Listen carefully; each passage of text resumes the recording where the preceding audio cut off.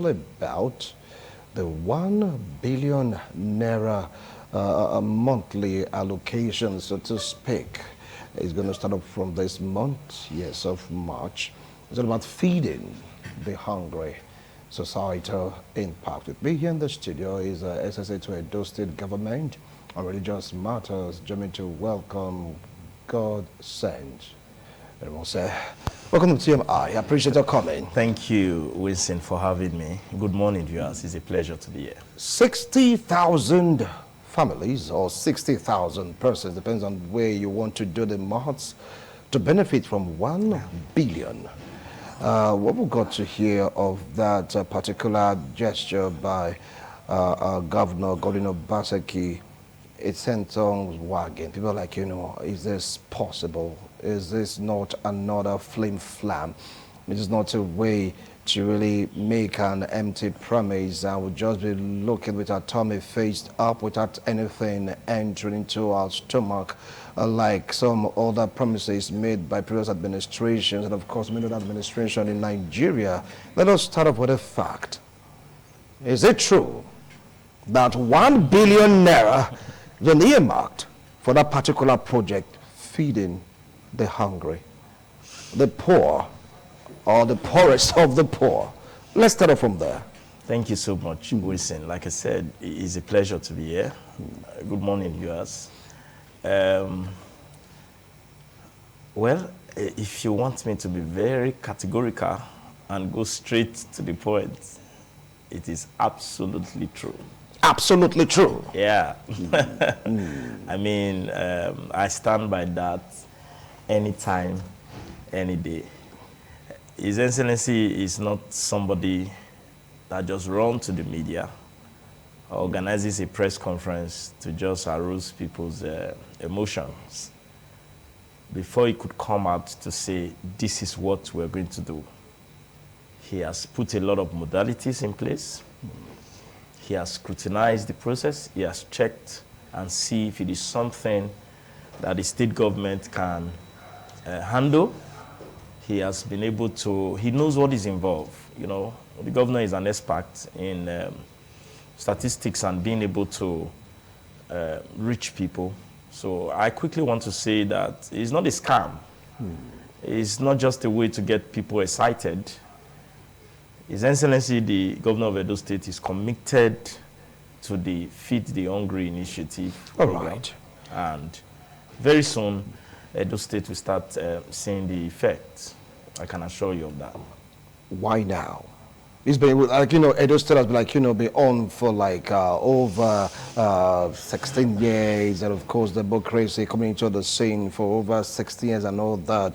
Governor Obaseki has been here on the ground for almost the past 7 years plus.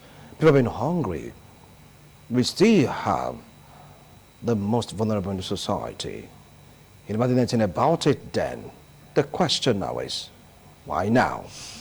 Anyway, thank you for that. I've been trying to follow up the public discourse. That's part of the reason why I particularly had to agree to be here this morning, because when things is thrown like this from the government, a lot of people read all kinds of meaning to it. You know, just 2 days ago, I was in the car and listening to the discourse in a local radio station, and it is the same thing, you know. But all the same, let me draw the attention of the public to the fact that we are in this country and currently we are seeing the hardship.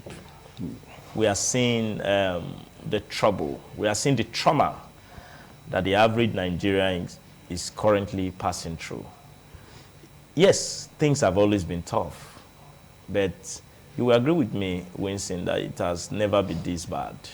You know, now I'm aware of families that have to keep their children at home, saying that the priority is not school now, is how to feed. How to feed. You know, I have met some few cases like that. I'm aware of people who now trek at longer distance, considering the cost implication of daily transportation.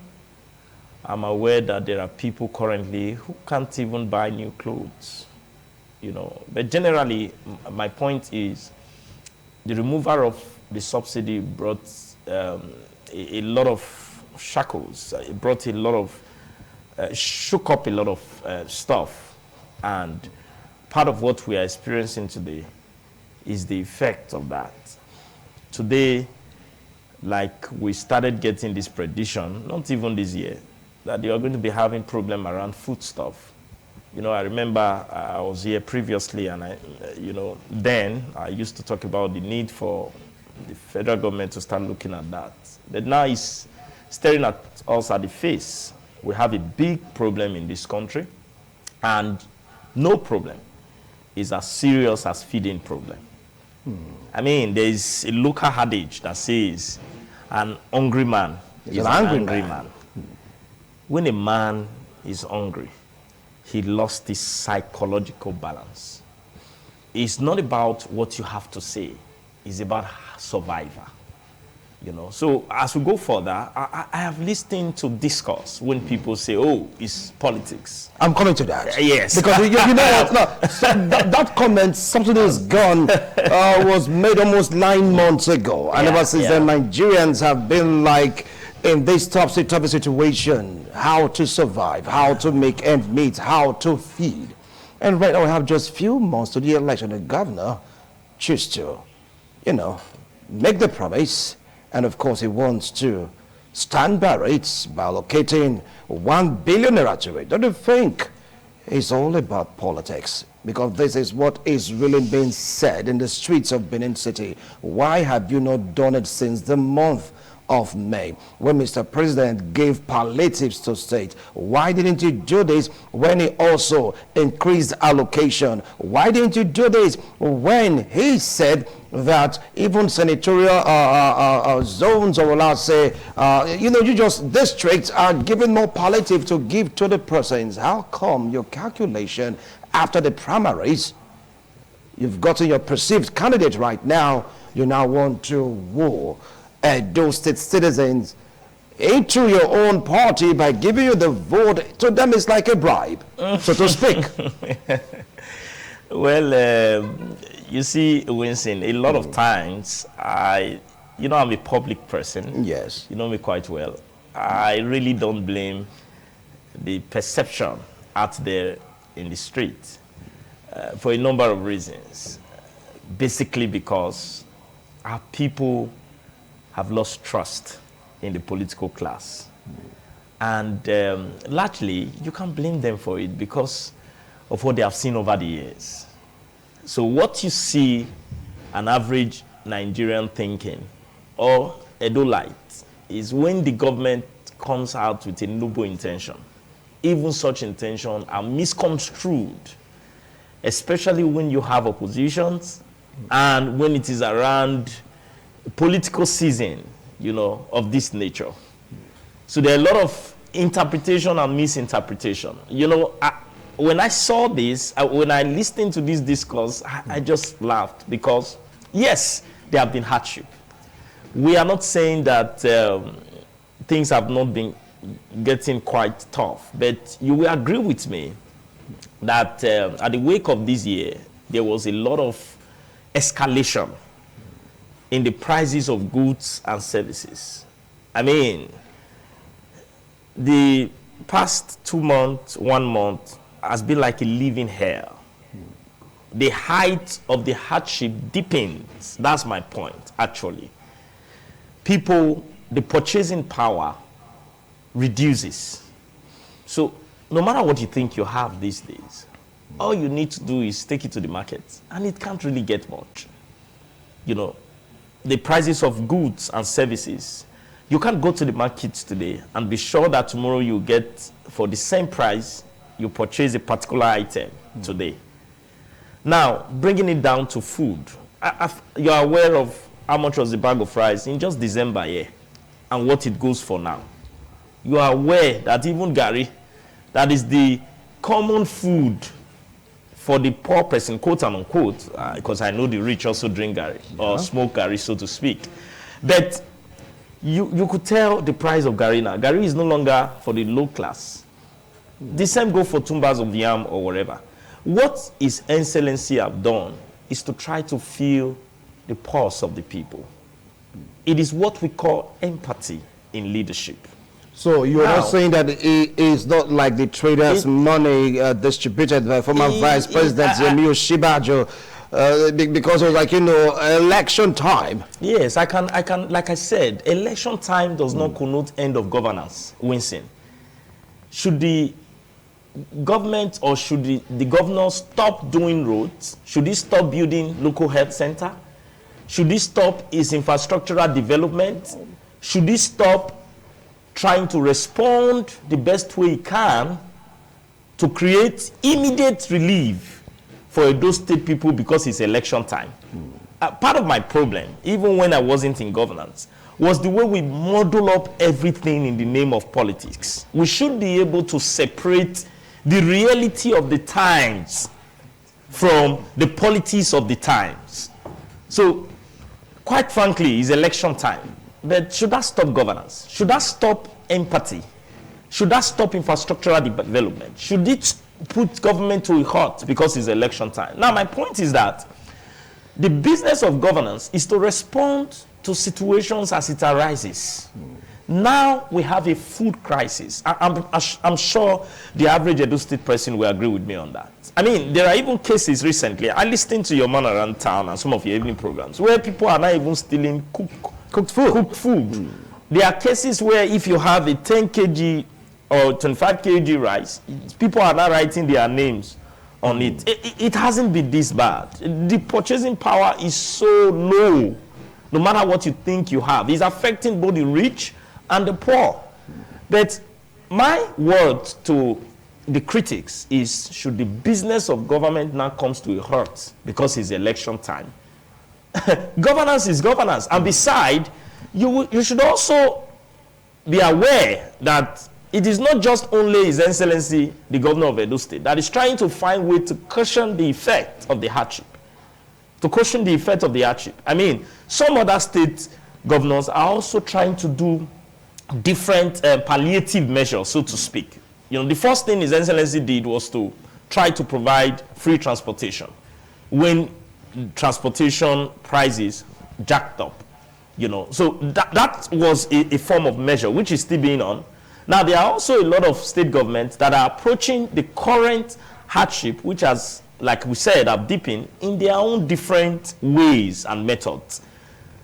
Are they having election? Some of them are not preparing for election.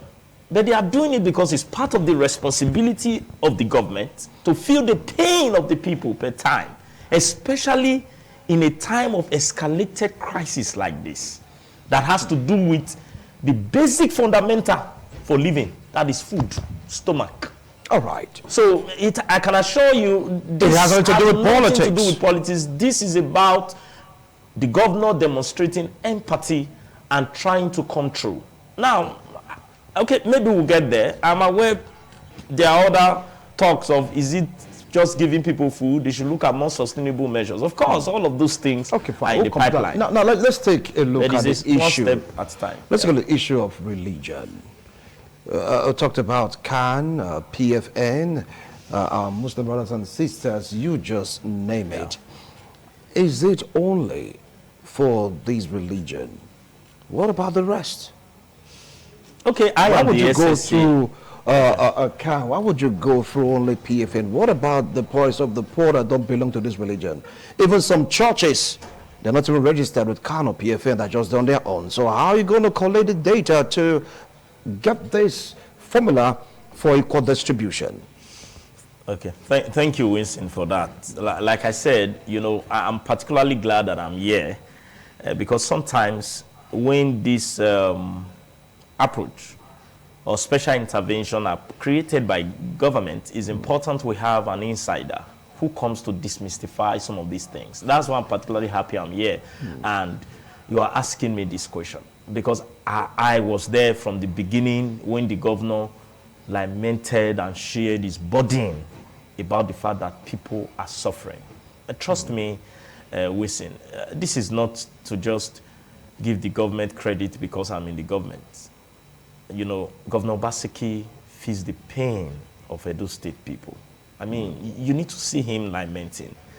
I mean, talking about the hardship and what people could be possibly going through. Now, the governor came up with a strategy, with a plan. The plan and the burden he has is, I want to do this thing, but what is the system and structure that can help me to really achieve this goal? Now, mind you, Winston, everybody cannot be fed.